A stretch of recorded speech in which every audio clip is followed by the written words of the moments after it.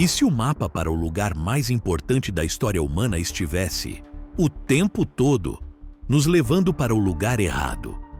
Falamos do Jardim do Éden, o berço da humanidade. A maioria de nós conhece a descrição bíblica, um local terrestre com rios e fronteiras. Mas e se eu te dissesse que existe outro mapa? Um mapa mais antigo, proibido, que descreve o Éden não como um lugar na Terra, mas um lugar além dela. Uma revelação que pode mudar tudo o que pensamos saber sobre nossas origens. Se a busca por respostas que desafiam a história te fascina, inscreva-se agora, porque a jornada que estamos prestes a iniciar vai te levar aos limites do conhecido. A narrativa tradicional, aquela que encontramos no livro de Gênesis, é sedutoramente específica. Ela nos dá coordenadas, nomes de rios que podemos encontrar em um mapa moderno. O texto descreve um jardim plantado por Deus no leste, de onde fluía um rio que se dividia em 4 braços: o Pison, o Gihon, o Tigre e o Eufrates. Os 2 últimos são inconfundíveis, serpenteando pelo coração do Iraque atual, a antiga Mesopotâmia. Com base nisso, o consenso acadêmico e teológico por séculos foi claro: se o Éden existiu, foi ali, no crescente fértil. Um paraíso terrestre, um oásis de vida no meio do deserto, um ponto de partida físico para a saga da humanidade. Era uma explicação confortável, que ancorava o mito na geografia. No entanto, mesmo este mapa, aparentemente claro, possui suas próprias sombras. Enquanto o Tigre e o Eufrates são marcos geográficos sólidos, os rios Pison e Gihon permanecem um enigma. Onde eles estão? O texto diz que o Pison contornava a terra de Havilá, uma terra rica em ouro puro e pedras preciosas, e o Gihon serpenteava pela terra de Cuxi. Gerações de exploradores e arqueólogos tentaram identificar esses rios e terras, propondo teorias que vão desde rios na Arábia até o Nilo, no Egito. Mas nenhuma teoria se encaixa perfeitamente. O mapa de Gênesis, ao ser examinado de perto, começa a se desfazer nas bordas. Ele nos dá pontos de referência concretos, mas os mistura com locais perdidos no tempo, criando um quebra-cabeça geográfico que até hoje não foi solucionado. É aqui que o segundo mapa entra em cena, vindo de uma fonte muito mais controversa: o livro de Enoque. Este texto antigo, reverenciado em algumas tradições, mas excluído da maioria dos cânones bíblicos, não descreve uma caminhada pelo deserto, mas uma viagem cósmica. Enoque, o bisavô de Noé, não foi um mero profeta. Ele foi um astronauta do divino, levado por anjos através dos céus para testemunhar os segredos da criação. E sua descrição do Jardim do Éden é radicalmente diferente. Para Enoque, o paraíso não está na Mesopotâmia. Ele está localizado nos confins da terra, um lugar de beleza indescritível, onde a árvore da vida e a árvore do conhecimento florescem sob a supervisão de seres de luz. É um local limítrofe, uma interface entre o mundo físico e o divino. Isso nos deixa com um paradoxo impossível. De um lado, temos o mapa de Gênesis, terrestre, histórico, localizado em uma região real, ainda que com peças faltando. É um mapa que convida à exploração arqueológica. Do outro, o mapa de Enoque, celestial, místico, inacessível. Um destino que não pode ser alcançado a pé ou de barco, mas apenas através de uma ascensão espiritual ou divina. Por que existem 2 coordenadas tão fundamentalmente opostas para o mesmo lugar sagrado? Seria um deles uma metáfora e o outro literal? Ou estariam ambos, de maneiras diferentes, tentando descrever uma realidade tão complexa que nossa linguagem e geografia simplesmente não conseguem capturar? A existência desses 2 mapas não é apenas uma curiosidade teológica. É a chave para um mistério muito mais profundo sobre a verdadeira natureza do paraíso e, talvez, sobre a nossa própria. A narrativa de Enoque não começa com um mapa, mas com um arrebatamento. Ele não caminha até o paraíso. Ele é levado. O texto descreve como anjos de aparência gloriosa o tiram de sua casa e o conduzem sobre as asas dos ventos, através das nuvens e estrelas. Essa premissa já destrói a noção de um Éden geográfico na Terra. A viagem não é horizontal, através de desertos e rios, mas vertical, uma ascensão que quebra as barreiras do mundo físico. É uma abdução divina, uma remoção forçada do plano terreno para uma realidade superior, estabelecendo que o jardim não é um oásis escondido, mas um domínio fundamentalmente separado do nosso. À medida que ascendia, a paisagem terrestre se desfazia, dando lugar a uma cosmologia que desafia nossa física. Enoque descreve os tesouros da neve e do granizo, reservatórios cósmicos onde os elementos eram armazenados. Ele fala de rios que não corriam com água, mas com fogo, e mares de cristal que refletiam uma luz sem fonte aparente. Essas não são metáforas poéticas de um deserto. São descrições de uma geografia alienígena, de um ambiente com regras diferentes. A física do céu de Enoque é fantástica e ordenada, sugerindo um universo estruturado de uma forma que a mente antiga mal poderia processar. Um lugar onde o fogo flui e o gelo é guardado em câmaras celestiais. A jornada não era um voo direto, mas uma escalada através de portões cósmicos. O livro detalha a passagem por diferentes céus, cada um com suas próprias características e guardiões. O primeiro céu continha as estrelas e os controladores do tempo. O segundo, uma prisão de escuridão para anjos rebeldes. Essa estrutura hierárquica é crucial. Ela implica que o universo não é um vazio, mas uma série de reinos sobrepostos, cada um com uma função específica. Para chegar ao paraíso, não bastava voar alto. Era preciso atravessar barreiras dimensionais, passar por portais que separavam realidades, um conceito muito mais complexo do que simplesmente encontrar um local na Terra. E então, ele chegou ao terceiro céu.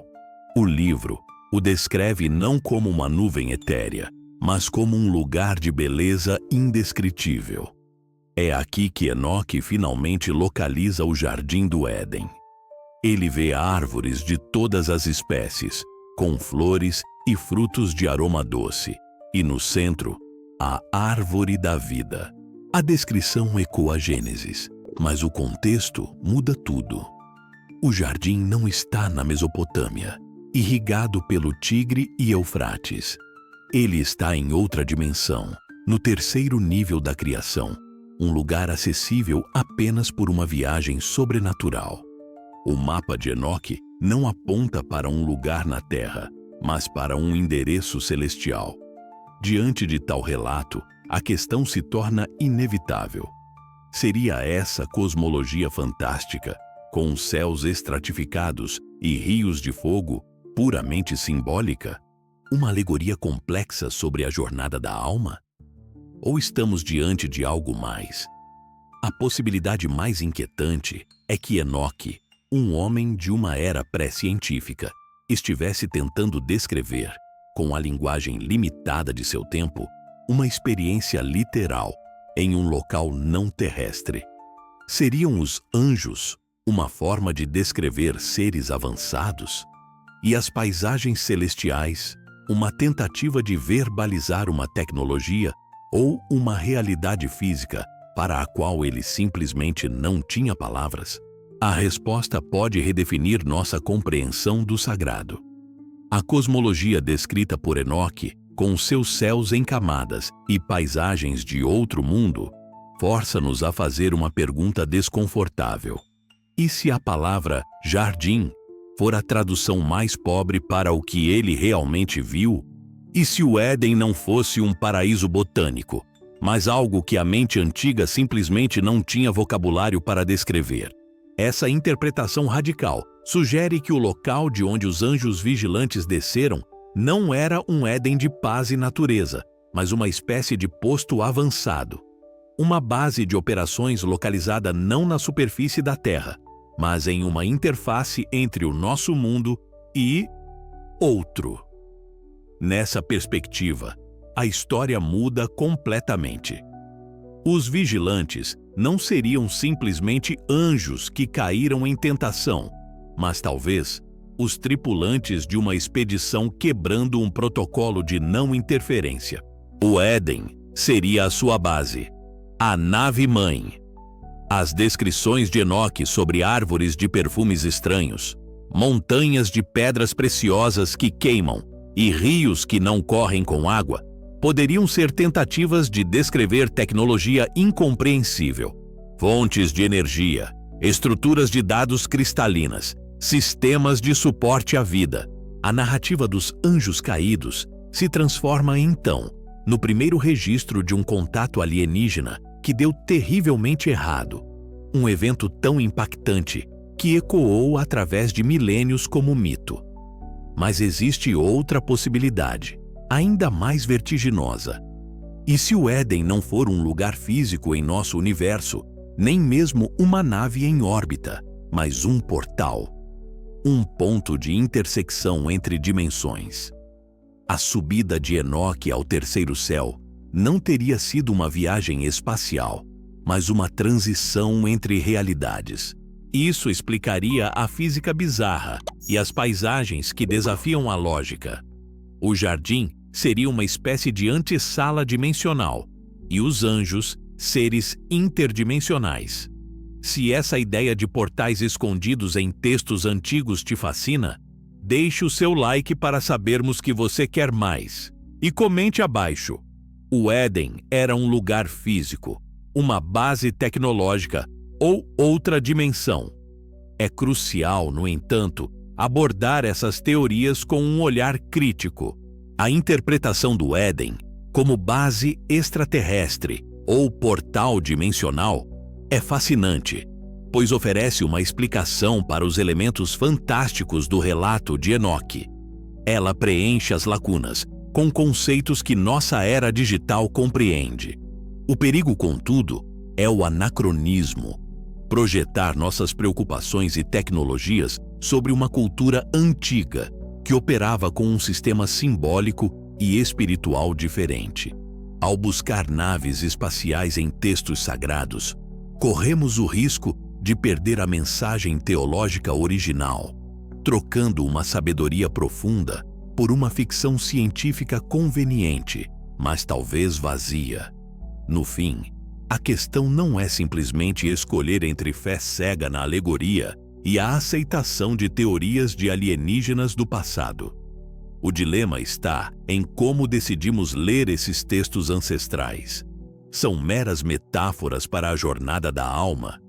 Registros históricos distorcidos de um lugar real que se perdeu? Ou seriam o testemunho, filtrado por uma mente pré-científica, do primeiro contato documentado com uma inteligência não humana? Essa ambiguidade insolúvel é precisamente o que torna o mapa de Enoque para o paraíso tão perigoso para a ortodoxia e, ao mesmo tempo, tão irresistivelmente magnético para a nossa imaginação. Mas se as descrições de Enoque são tão ricas e potencialmente reveladoras, por que este livro se tornou um fantasma na história religiosa? A resposta não é simples e aponta para uma verdadeira conspiração teológica para apagar um caminho que foi considerado perigoso demais para ser trilhado. Nos primeiros séculos do cristianismo, a Igreja não era a entidade monolítica que conhecemos hoje. Era um caldeirão de ideias, seitas e interpretações. Para sobreviver e se expandir, os líderes da Igreja primitiva precisavam de uma coisa acima de tudo: unidade. E a unidade exigia uma doutrina clara, simples e, principalmente, controlável. O livro de Enoque era o oposto disso. Com sua cosmologia detalhada, múltiplos céus, hierarquias angélicas complexas e os nomes e funções de anjos caídos, ele abria uma caixa de Pandora de questionamentos que a nascente ortodoxia não estava preparada ou não tinha interesse em responder. O principal ponto de ruptura era a sua narrativa sobre a origem do mal. Enquanto o Gênesis apresenta uma história mais contida, focada na desobediência humana através de Adão e Eva, Enoque oferece um relato muito mais caótico e cósmico. Ele afirma que o mal foi introduzido na Terra de forma sistemática e deliberada por seres celestiais poderosos, os vigilantes, que ensinaram à humanidade as artes da guerra, da feitiçaria e da vaidade. Esta visão diluía a culpa exclusiva do homem no conceito de pecado original, uma doutrina que se tornaria absolutamente central para a teologia cristã. Era muito mais fácil gerenciar uma narrativa onde a salvação era a resposta para uma falha humana, do que uma em que a humanidade era vítima de uma insurreição cósmica, uma guerra que começou muito acima de nossas cabeças. Enoque tornava os humanos peões em um jogo divino, uma ideia desconfortável e que diminuía o poder da Igreja como intermediária única para a redenção. A supressão, portanto, foi um ato calculado.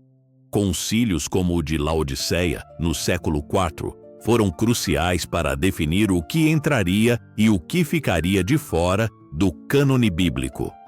O processo de canonização não foi uma revelação divina, mas uma série de decisões editoriais, tomadas por homens com uma agenda teológica e política clara. Livros que geravam muita controvérsia, que flertavam com o gnosticismo ou que apresentavam uma visão de mundo radicalmente diferente, foram classificados como apócrifos, ocultos. O livro de Enoque, com suas viagens a outros mundos, sua tecnologia angelical e sua cronologia que desafiava a narrativa padrão, era o principal candidato ao expurgo. Ele não foi esquecido por ser falso. Ele foi escondido por ser inconveniente. Seu conhecimento era poderoso demais. Sua visão do universo, complexa demais. No fim, o que temos são dois mapas para a mesma realidade. O livro de Gênesis nos oferece um mapa terrestre, poético e simbólico. Ele foca na jornada espiritual da humanidade em seu próprio mundo, uma história de aliança, queda e promessa de redenção. É um mapa da alma. O livro de Enoque, por outro lado, nos entrega um mapa cósmico. É um documento de inteligência, um relatório de uma incursão celestial, um guia de campo para as diferentes dimensões e as entidades que as habitam. É um mapa do universo. A Igreja primitiva, em sua busca por consolidar poder e criar uma fé para as massas, escolheu o mapa da alma e enterrou o mapa do universo, temendo que a humanidade não estivesse pronta para navegar por águas tão profundas e perigosas. A grande questão que permanece ecoando através dos milênios é: o que nós perdemos quando este mapa foi escondido? Ao apagar o caminho de Enoque, perdemos apenas uma coleção de mitos antigos? Ou perdemos a chave para entender a verdadeira natureza da nossa realidade e o nosso lugar dentro do cosmos? Talvez a resposta não esteja em escolher entre um mapa e outro, mas em entender que, para ter a imagem completa, precisamos de ambos. Se essa conspiração para apagar o conhecimento te intriga tanto quanto a mim, inscreva-se e ative as notificações, porque a história de Enoque nos leva a uma pergunta perturbadora. Se existiam portais naturais para subir, será que a humanidade tentou forçar a entrada? A Bíblia fala de uma torre construída não apenas para ser alta, mas para tocar os céus. Uma estrutura tão perigosa que o próprio Deus precisou descer para impedir? Era a Torre de Babel apenas um prédio de tijolos ou uma máquina antiga, um portal tecnológico para invadir o céu? Nossa próxima investigação vai revelar a verdadeira função da Torre de Babel